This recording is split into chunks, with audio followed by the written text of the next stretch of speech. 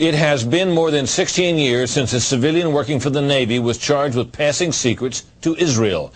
Jonathan Pollard pled guilty to conspiracy to commit espionage and is serving a life sentence. At first, Israeli leaders claimed Pollard was part of a rogue operation, but later took responsibility for his work. Now, Fox News has learned some U.S. investigators believe that there are Israelis again very much engaged in spying in and on the U.S., who may have known things they didn't tell us before September 11th. Fox News correspondent Carl Cameron has details in the first of a four-part series. Since September 11th, more than 60 Israelis have been arrested or detained, either under the new Patriot anti-terrorism law or for immigration violations. A handful of active Israeli military were among those detained, according to investigators, who say some of the detainees also failed polygraph questions when asked about alleged surveillance activities against and in the United States. There is no indication that the Israelis were involved in the 9/11 attacks, but investigators suspect that the Israelis may have gathered intelligence about the attacks in advance and not shared it. A highly placed investigator said there are, quote, tie-ins, but when asked for details, he flatly refused to describe them, saying, quote, evidence linking these Israelis to 9/11 is classified. I cannot tell you about evidence that has been gathered. It's classified information.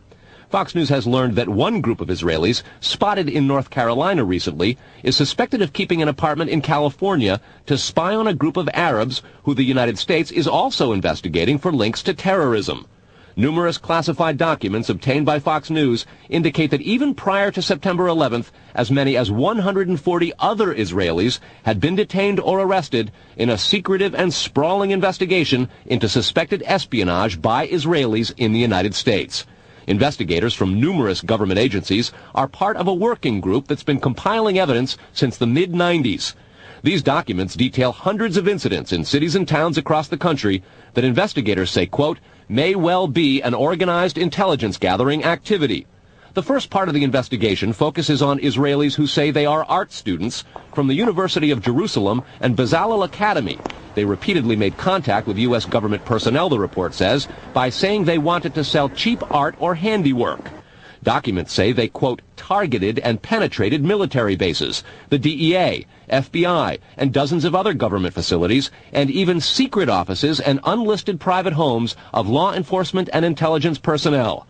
The majority of those questioned, quote, stated they served in military intelligence, electronic surveillance intercept, and or explosive ordnance units. Another part of the investigation has resulted in the detention and arrests of dozens of Israelis at American Mall kiosks, where they've been selling toys called Puzzle Car and Zoomcopter. Investigators suspect a front. Shortly after the New York Times and Washington Post reported the Israeli detentions last month, the carts began vanishing. Zoomcopter's webpage says, we are aware of the situation caused by thousands of mall carts being closed at the last minute. This in no way reflects the quality of the toy or its saleability. The problem lies in the operator's business policies. Why would Israelis spy in and on the U.S.? A General Accounting Office investigation referred to Israel as Country A and said, quote, according to a U.S. intelligence agency, the government of Country A conducts the most aggressive espionage operation against the U.S. of any U.S. ally. A defense intelligence report said Israel has a voracious appetite for information and, quote, the Israelis are motivated by strong survival instincts which dictate every facet of their political and economic policies. It aggressively collects military and industrial technology, and the U.S. is a high priority target. The document concludes, quote, Israel possesses the resources and technical capability to achieve its collection objectives. A spokesman for the the Israeli embassy here in Washington issued a categorical denial, saying any suggestion that Israelis are spying in or on the U.S. is, quote, simply not true. There are other things to consider, and in the days ahead, we will take a look at the U.S. phone system and law enforcement's methods for wiretaps, and an investigation into the possibility that both have been compromised by our friends and allies overseas. Brett? Carl, what about this question of advanced knowledge of what was going to happen on 9/11? How clear are investigators that some Israeli agents may have known something? Well, it's very explosive information, obviously, and there's a great deal of evidence that they say they have collected, none of it necessarily conclusive. It's more when they put it all together. A bigger question, they say, is how could they not have known? Almost a direct quote, Brett. This going to the fact that they were spying on some Arabs, right? Correct. All right, Carl, thanks very much. We reported on the approximately 60 Israelis who had been detained in connection with the September 11th terrorism investigation.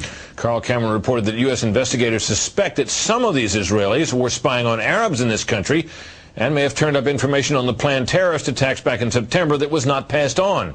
Tonight, in the second of 4 reports on spying by Israelis in the U.S., we learn about an Israeli-based private communications company for whom a half dozen of those 60 detained suspects worked. American investigators fear information generated by this firm may have fallen into the wrong hands and had the effect of impeding the September 11th terror inquiry. Here's Carl Cameron's second report. Fox News has learned that some American terrorism investigators fear certain suspects in the September 11th attacks may have managed to stay ahead of them by knowing who and when investigators are calling on the telephone. How? By obtaining and analyzing data that's generated every time someone in the U.S. makes a phone call. One sitting in city, please. Here's how the system works. Most directory assistance calls and virtually all call records and billing in the U.S. are done for the phone companies by Amdocs Limited, an Israeli-based private telecommunications company. Amdocs has contracts with the 25 biggest phone companies in America and more worldwide. The White House and other secure government phone lines are protected, but it is virtually impossible to make a call on normal phones without generating an Amdocs record of it. In recent years, the FBI and other government agencies have investigated Amdocs more than once. The firm has repeatedly and adamantly denied any security breaches or wrongdoing. But sources tell Fox News that in 1999, the super-secret National Security Agency, headquartered in northern Maryland, issued what's called a top-secret, sensitive, compartmentalized information report, TSSCI, warning that records of calls in the United States were getting into foreign hands, in Israel in particular. Investigators do not believe calls are being listened to, but the data about who's calling whom and when is plenty valuable in itself. An internal Amdocs memo to senior company executives suggests just how Amdocs generated call records could be used. Quote, widespread data mining techniques and algorithms, combining both the properties of the customer, like credit rating, and properties of the specific behavior such as whom the customers are calling. The Amdocs memo says the system should be used to prevent phone fraud, but U.S. counterintelligence analysts say it could also be used to spy through the phone system. Fox News has learned that the NSA has held numerous classified conferences to warn the FBI and CIA how Amdocs records could be used. At one NSA briefing, a diagram by the Argonne National Lab was used to show that if the phone records are not secure, major security breaches are possible. Another briefing document said, quote, it has become increasingly apparent that systems and networks are vulnerable. Such crimes always involve unauthorized persons or persons who exceed their authorization, acting on exploitable vulnerabilities. Those vulnerabilities are growing because, according to another briefing, the U.S. relies too much on foreign companies like Amdocs for high-tech equipment and software. Quote, many factors have led to increased dependence on code developed overseas. We buy rather than train or develop solutions. U.S. intelligence does not believe the Israeli government is involved in a misuse of Amdocs information, and Amdocs insists that its data is secure. What U.S. government officials are worried about, however, is the possibility that Amdocs data could get into the wrong hands, particularly organized crime, and that would not be the first time that such a thing has happened. Fox News has documents of a 1997 drug trafficking case in Los Angeles in which telephone information, the types that Amdocs collects, was used to, quote, completely compromise the communications of the FBI, the Secret Service, the DEA, and the LAPD. And we'll have that and a lot more in the days ahead, Brett. Carl, I want to take you back to your report last night on those 60 people who were Israelis who were detained in the anti-terror investigation, and the suspicion that some investigators have that they may have picked up information on the 9/11 attacks ahead of time, not passed it on. There was a report, you'll recall, that the Mossad, the Israeli intelligence agency, did indeed send representatives to the U.S. to warn, just before 9/11, that a major terrorist attack was imminent. How does that leave room for the lack of a warning? Well, I remember the report, Britt. We did it first internationally right here on your show on the 14th. What investigators are saying is that warning from the Mossad was nonspecific and general, and they believe that it may have had something to do with the desire to protect what are called sources and methods in the intelligence community. The suspicion being perhaps those sources and methods were taking place right here in the United States. The question came up in the Select Intelligence Committee on Capitol Hill today. They intend to look into what we reported last night, and specifically that possibility. Brett? So, in other words, the problem wasn't the lack of a warning. The problem was lack of useful details. Quantity of information. All right, Carl, thanks very much. Coming up next, Israeli-based company called Amdocs that generates the computerized records and billing data for nearly every phone call made in America. As Carl Cameron reported, U.S. investigators digging into the 9/11 terrorist attacks fear that suspects may have been tipped off to what they were doing by information leaking out of Amdocs. In tonight's report, we learned that the concern about phone security extends to another company founded in Israel that provides the technology that the U.S. government uses for electronic eavesdropping. Here is Carl Cameron's third report. The company is Comverse Infosys, a subsidiary of an Israeli-run private telecommunications firm with offices throughout the U.S. It provides wiretapping equipment for law enforcement. Here's how wiretapping works in the U.S. Every time you make a call, it passes through the nation's elaborate network of switchers and routers run by the phone companies. Custom computers and software made by companies like Comverse are tied into that network to intercept, record, and store the wiretapped calls, and at the same time transmit them to investigators. The manufacturers have continuing access to the computers so they can service them and keep them free of glitches. This process was authorized by the 1994 Communications Assistance for Law Enforcement Act, or CALEA. Senior government officials have now told Fox News that while CALEA made wiretapping easier, it has led to a system that is seriously vulnerable to compromise and may have undermined the whole wiretapping system. Indeed, Fox News has learned that Attorney General John Ashcroft and FBI Director Robert Mueller were both warned October 18th in a hand-delivered letter from 15 local, state, and federal law enforcement officials who complained that, quote, law enforcement's current electronic surveillance capabilities are less effective today than they were at the time CALEA was enacted. Comverse insists the equipment it installs is secure, but the complaint about this system is that the wiretap computer programs made by Comverse have in effect a back door through which wiretaps themselves can be intercepted by unauthorized parties. Adding to the suspicions is the fact that in Israel, Comverse works closely with the Israeli government and under special programs gets reimbursed for up to 50% of its research and development costs by the Israeli Ministry of Industry and Trade. But investigators within the DEA, INS, and FBI have all told Fox News that to pursue or even suggest Israeli spying through Comverse is considered career suicide. And sources say that while various FBI inquiries into Comverse have been conducted over the years, they've been halted before the actual equipment has ever been thoroughly tested for leaks. A 1999 FCC document indicates several government agencies expressed deep concerns that too many unauthorized, non-law enforcement personnel can access the wiretap system. And the FBI's own nondescript office in Chantilly, Virginia, that actually oversees the CALEA wiretapping program, is among the most agitated about the threat. But there is a bitter turf war internally at FBI. It is the FBI's office in Quantico, Virginia, that has jurisdiction over awarding contracts and buying intercept equipment. And for years, they've thrown much of the business to Comverse. A handful of former U.S. law enforcement officials involved in awarding Comverse government contracts over the years now work for the company. Numerous sources say some of those individuals were asked to leave government service under what knowledgeable sources call troublesome circumstances that remain under administrative review within the Justice Department.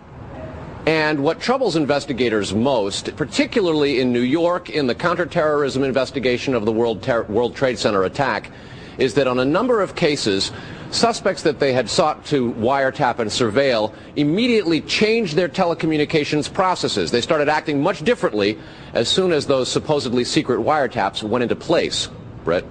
Carl, is there any reason to suspect in this instance that the Israeli government is involved? No, there's not, but there are growing instincts and an awful lot of law enforcement officials in a variety of agencies who suspect that and have begun compiling evidence and a highly classified investigation into precisely that possibility. Brett? All right, Carl, thanks very much.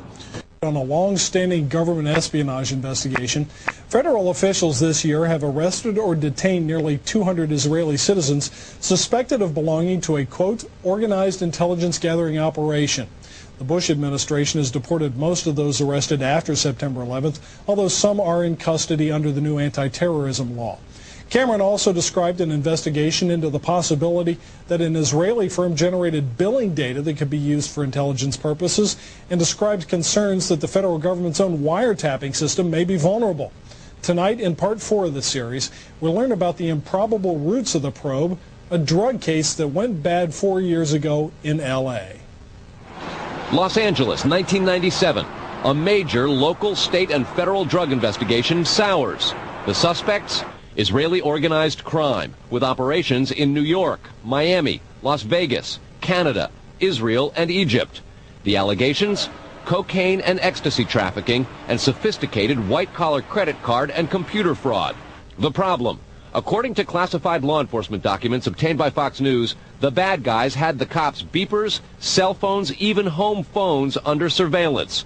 Some who did get caught admitted to having hundreds of numbers and using them to avoid arrest. Quote, this compromised law enforcement communications between LAPD detectives and other assigned law enforcement officers working various aspects of the case.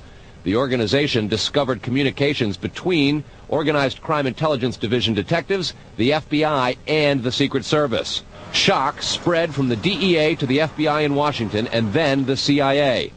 An investigation of the problem, according to law enforcement documents, concluded, quote, the organization has apparent extensive access to database systems to identify pertinent personal and biographical information. When investigators tried to find out where the information might have come from, they looked at Amdocs, a publicly traded firm based in Israel. Amdocs generates billing data for virtually every call in America, and they do credit checks. The company denies any leaks, but investigators still fear that the firm's data is getting into the wrong hands. When investigators checked their own wiretapping system for leaks, they grew concerned about potential vulnerabilities in the computers that intercept, record, and store the wiretapped calls. A main contractor is Comverse Infosys, which works closely with the Israeli government and under a special grant program is reimbursed for up to 50% of its research and development costs by Israel's Ministry of Industry and Trade. Asked this week about another sprawling investigation and the detention of 60 Israelis since September 11th, the Bush administration treated the questions like hot potatoes. I would just refer you to the Department of Justice with it. I'm not familiar with the report. I'm aware that some Israeli citizens have been detained. With respect to why they are being detained and the other aspects of your question, whether it's because they are in intelligence services or what they were doing, I will defer to the Department of Justice and the FBI to answer that. Beyond the 60 apprehended or detained and many deported since September 11th, another group of 140 Israeli individuals have been arrested and detained in this year in what government documents describe as, quote, an organized intelligence gathering operation designed to, quote, penetrate government facilities. Most of those individuals said they had served in the Israeli military, which is compulsory there, but they also had, most of them, intelligence expertise and either worked for Amdocs or other companies in Israel that specialize in wiretapping. Earlier this week, the Israeli embassy here in Washington denied any spying against or in the United States. Tony? Carl, we've heard the comments from Ari Fleischer and Colin Powell. What are officials saying behind the scenes? Well, there's real pandemonium described at both the FBI, the DEA, and the INS. A lot of these problems have been well known to some investigators, many of whom have contributed to the reporting on this story. And what they say is happening is supervisors and management are now going back and collecting much of the information because there's tremendous pressure from top levels of all of those agencies to find out exactly what's going on. At the DEA and the FBI already, a variety of administrative reviews are underway, in addition to the investigation of the phenomenon. They want to find out how it is that all this has come out, as well as be very careful because of the explosive nature and very political ramifications of the story itself. Tony? All right, Carl, thanks.